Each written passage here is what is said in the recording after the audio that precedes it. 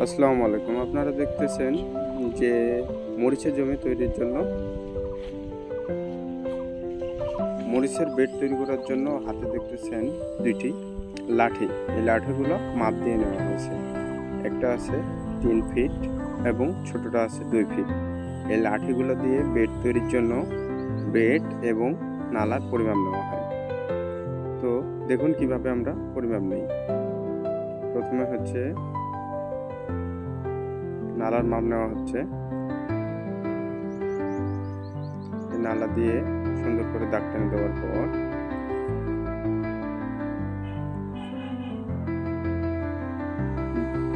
এই যে বেডের দাগ টানার পর এই দেখেন বেডে মাটি তুলতেছে দুই দিক থেকে মাটিগুলো দুই দিক থেকে সুন্দরভাবে দিয়ে যেতে হবে এবং বেডটা উঁচু করতে হবে 8 থেকে 10 ইঞ্চি। এটা যদি হচ্ছে উঁচু জমির ক্ষেত্রে, আর যদি নিচু জমি হয় তাহলে 10 থেকে 12 ইঞ্চি বা 15 ইঞ্চি এরকম আমরা উঁচু করে নেব।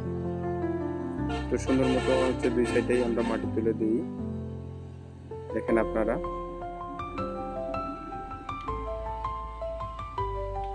এই যে শেষ পর্যায়ে চলে আসছে। এটা হচ্ছে আবার মাটি এই পুনরায় দেখেন ড্রেনের মাঝখানে মাটি থাকতেছে, এটাও তুলে দিতে হবে। এই যে দুই সাইড থেকে মাটি তুলে দেওয়ার পর কিছুটা বেডের শেপ আসছে। দেখেন এখানে আমরা মালচিং ফ্লেম বা মালচিং পেপার বিছাচ্ছি। এই দুই সাইডে বিছানোর আগে প্রথমে মাথাটা হচ্ছে একটু গর্ত করে নিতে হবে বেডের মাথাটায় এবং সুন্দরভাবে মাটি তুলে দিতে হবে। দেখেন মাটি তুলে দেওয়া হচ্ছে এবং এটা মাটি তুলে দেওয়ার পর দুই পা দিয়ে চাপ দিয়ে দিতে হবে, যাতে হচ্ছে মালচিং পেপারটা টানলে উঠে না আসে। সুন্দরভাবে মাটি দিতে হবে এবং মালচিং ফ্লেমের দুই পাশে দুইজন দিয়ে টান দিতে হবে। এই দেখেন আচ্ছা, শেষ সীমানায় আসার পর আমরা যখন বেডের 2 থেকে 3 হাত দূর থেকে মালচিং ফ্লেমটা টান দিব, দুই সাইড থেকে টান দিলে দেখেন সুন্দরভাবে টাইট হয়ে আসবে মালচিংটা। এবং এই পাশেও দেখেন গর্ত করে নিয়ে সুন্দরভাবে মাটি দিয়ে দিতে হবে যেন মালচিং ফ্লেমটা উঠে না আসে। দেখেন সুন্দরভাবে মাটি দেওয়া হচ্ছে। বেডটা হচ্ছে 3 ফিট এবং মালচিং ফ্লেমটা দেব আমরা 4 ফিটের।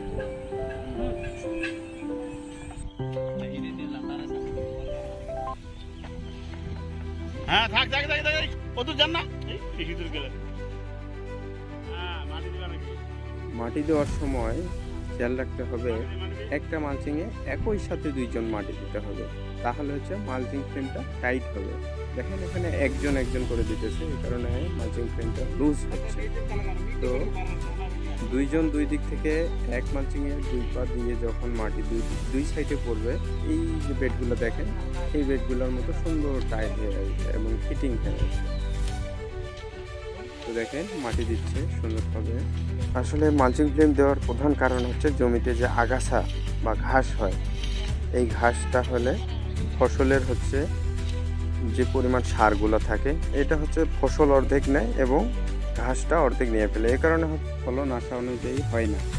মালচিং ফ্লেম দিয়ে যদি আমরা চাষাবাদ করি তাহলে গাছের শিকড় দ্রুত বৃদ্ধি হয়, গাছ দ্রুত বৃদ্ধি হয় এবং নিচে যে পাতাগুলো আছে তাতে কোনো ধরনের পোকা বসতে পারে না, কারণ মালচিং ফ্লেমে রিফ্লেকশন করে।